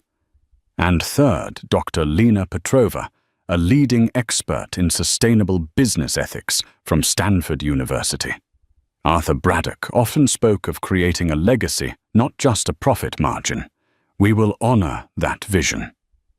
It was a coup. Clean, swift, and utterly devastating. She had decapitated Isabella's power base within the company in less than 5 minutes. Thomas sat impotent, watching his allies pack their briefcases in stunned silence. He was still president, but he was now a president who answered to a board that was loyal to her. Life in the mansion was a silent, cold war. Felicia took over the master wing, while Thomas and Isabella were confined to the guest suites. They shared the same roof, passed each other in the long hallways like ghosts, and ate meals at different times to avoid contact. Isabella's attempts at psychological warfare, leaving old happy photos of her and Thomas out making loud, pitying phone calls about poor, confused Felicia, were met with a wall of serene, impenetrable silence. Thomas, meanwhile, swung wildly between pathetic attempts at reconciliation and sullen resentment. He'd leave a single rose on her desk one day, and the next he'd make a sarcastic comment about her playing CEO at the dinner table. Felicia ignored it all. Her focus was singular, the baby and the business. She found an unexpected strength in the routine. She'd wake early, walk the gardens as she had with Arthur, and then spend hours with Alistair Finch, the reappointed advisor. He would patiently walk her through balance sheets and investment portfolios, marveling at her quick grasp of complex ideas. "Your father-in-law was right about you," he said one afternoon. "You have a formidable mind, Mrs. Braddock. You see the whole chessboard." The one front where Isabella believed she could still win was the legal challenge to the will. Her lawyers filed motion after motion, claiming undue influence and testamentary incapacity. They deposed nurses, gardeners, and cooks, searching for any hint that Felicia had manipulated a dying man. The case was set to be heard by Judge Albright once again. Isabella was confident. She believed, found a star witness, a disgruntled former nurse, whom Isabella had paid handsomely to testify that Felicia had constantly bad-mouthed Thomas and Isabella to Arthur, poisoning his mind in his final days. The day before the hearing, Felicia was in the nursery putting the finishing touches on the room. It was painted a soft, gentle yellow, with a mural of a forest scene on one wall. As she stood there, her hands on her huge belly, feeling the strong, steady kicks of her child, she felt a profound sense of peace. She was ready for whatever came next. That evening, a courier delivered a small sealed package to her. It was from Arthur's personal attorney, the executor of the estate. The accompanying note was brief. "Arthur asked me to give this to you if Isabella ever formally contested the will. He called it insurance." Felicia's hands trembled slightly as she opened it. Inside was not a document, but a small, solid-state audio recorder and a single key. Confused, she pressed play. The voice that filled the silent room was Arthur's. It was weak, raspy, clearly recorded in his last weeks, but it was unmistakably him. "If you are hearing this, Felicia," the recording began, "it means Isabella is trying to undo my final wishes. I am not surprised." Her greed has always been her most defining trait. I want you and the court to know the truth." Arthur's recorded voice then detailed with painful clarity Isabella's emotional cruelty throughout their marriage, her constant manipulation of their son, and her open contempt for Felicia. He spoke of how Isabella had tried to bar Felicia from his room, how she had dismissed his doctors and tried to bring in her own specialists who would declare him incompetent. "But the most important evidence," Arthur's voice continued, "is not my words, but hers. Last week, she did not know I had my lawyer install a small recording device in this room, activated by voice. She came in, believing me to be asleep to speak with Thomas. They thought they were alone. The recording is on this device. The key is to my old safe in the study.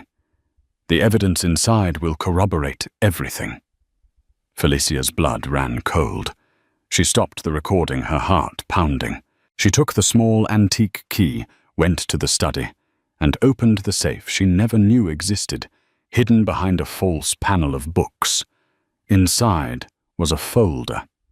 It contained copies of emails between Isabella and a private investigator she had hired to dig up dirt on Felicia a year ago. It contained financial records showing large payments to the disgruntled nurse. And it contained a second audio recorder. With a deep breath, she pressed play. This time the voices were clearer. It was Isabella and Thomas in Arthur's room, thinking he was sedated and unconscious. Isabella's voice was sharp, cutting. "You have to divorce her the moment he's gone, Thomas. Not a day later. Offer her a pittance. Humiliate her. Make her crawl back to whatever hovel she came from. We cannot have that common bloodline infecting this family." Then Thomas's voice, weak and compliant. "And the baby? What do I do about the baby?" "The baby is a non-issue," Isabella had replied coldly. "We'll claim she trapped you. We'll claim it might not even be yours. We will drag her through a custody battle that will break her. In the end, she'll give it all up just to have peace. The Braddock legacy will remain pure. Your father in his senile state may be fond of her, but we will protect our family from his sentimentality." Felicia sank into a chair, the audio recorder slipping from her fingers. It wasn't just a conspiracy. It was a confession. They had laid out their entire vicious plan in the presence of the very man whose legacy they sought to protect. She now held more than just a defense. She held a weapon of annihilation. The hearing was tomorrow, and she knew exactly what she was going to do. The morning of the hearing was grey and overcast. Isabella Braddock arrived looking imperious and confident, her paid star witness, Nurse Brenda, trailing in her wake. Thomas followed, looking haggard, a man caught in an inescapable vice. Felicia entered last, calm and composed, carrying a simple leather briefcase. Isabella's lawyer, Fletcher, called his witness. Nurse Brenda took the stand and delivered a tearful, practiced performance, painting Felicia as a cunning manipulator who had poisoned a dying, vulnerable Arthur against his loving family. She would whisper insults about Mrs. Braddock and Thomas for hours, the nurse claimed, dabbing a fake tear. She twisted his every thought. It was heartbreaking. When it was Maria Davies's turn, she approached the stand with lethal calm. "Nurse Brenda," she began, "aside from your salary, were you paid any other amounts by Isabella Braddock? Specifically, a sum of $250,000 transferred to an offshore account 2 days after Arthur Braddock's death." The nurse's face went white. Fletcher shot to his feet, shouting objections, but Judge Albright overruled him instantly. "Answer the question, Nurse Brenda," The witness stammered, her lies collapsing under the weight of a single damning question. But this was only the opening salvo. At a nod from Maria, Felicia stood the proud swell of her pregnancy, a silent testament to everything at stake. "Your Honor," Felicia said, her voice ringing with newfound strength, "I would like to present new evidence that will clarify the true nature of the influence surrounding Arthur Braddock in his final days." She opened her briefcase and removed a small audio recorder. "This is a recording made by my father-in-law himself. He left it for me in the event of this exact scenario." She pressed play. Arthur's weak, rasping voice filled the stunned courtroom. He spoke of his faith in Felicia's character and his deep disappointment in his son and wife. A visible shockwave went through the room when he mentioned a second recording, one he had secretly made, of Isabella and Thomas. Isabella's face contorted a mask of dawning horror. "And now," Felicia said, her voice cold as steel, as she held up the second device, the conversation Arthur spoke of, recorded in his room when they believed he was unconscious. She pressed play again. The courtroom was plunged into a chilling silence, broken only by the recorded voices of mother and son plotting Felicia's destruction. Isabella's voice, crisp and cruel. "You have to divorce her the moment he's gone. Humiliate her. Make her crawl. We cannot have that common bloodline infecting this family." Then Thomas, weak and complicit. "And the baby? What do I do about the baby?" And the final monstrous words from Isabella. "The baby is a non-issue. We'll claim it might not even be yours. We will drag her through a custody battle that will break her." The recording ended. The silence that followed was absolute and condemning. Isabella was frozen in her chair, her face a grotesque tableau of public exposure and private ruin. Thomas had buried his face in his hands, his shoulders shaking with silent, racking sobs. His lawyer sat down, utterly defeated. Judge Albright stared at Isabella, his face a mask of cold fury. "Mrs. Braddock," he said, his voice dangerously quiet, "what you have just heard in your own words is a monstrous conspiracy to commit perjury and destroy an innocent woman. And you," he said, turning his glare on Thomas, "your cowardice is contemptible." He slammed his gavel, the sound like a gunshot. "The challenge to this will is dismissed with extreme prejudice. I am fining Mrs. Isabella Braddock $500,000 for malicious prosecution. And I am forwarding this audio evidence to the district attorney's office for investigation into potential criminal charges." His expression softened only when he looked at Felicia. "Mrs. Braddock, you have endured a trial by fire and proven your father-in-law's faith in you was not misplaced. You are free."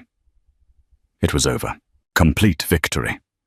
As the court adjourned, Thomas finally lifted his head, his face ravaged by tears.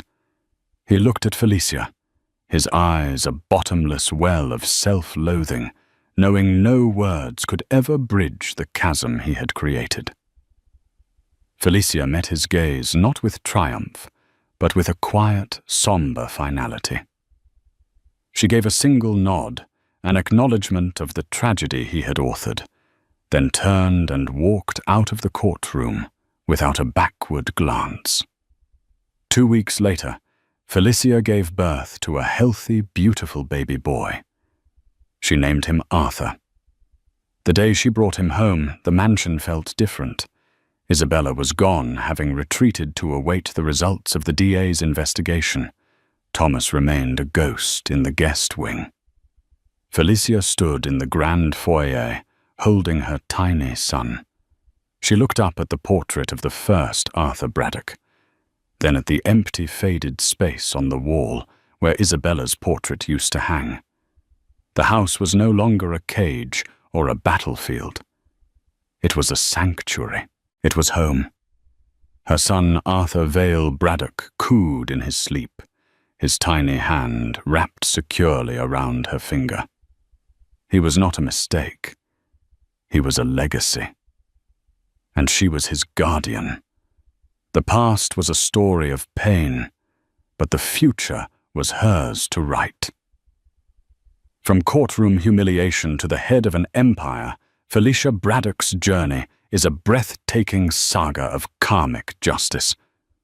A husband's cruelty sparked his own downfall, but a father's final act of love provided the ultimate checkmate. She didn't just win her freedom, she inherited a fortune and proved that true power comes from character, not just a name. If you were moved by Felicia's incredible triumph, hit that like button to show your support. Share this story of empowerment with a friend. And don't forget to subscribe so you never miss another video where justice is finally served.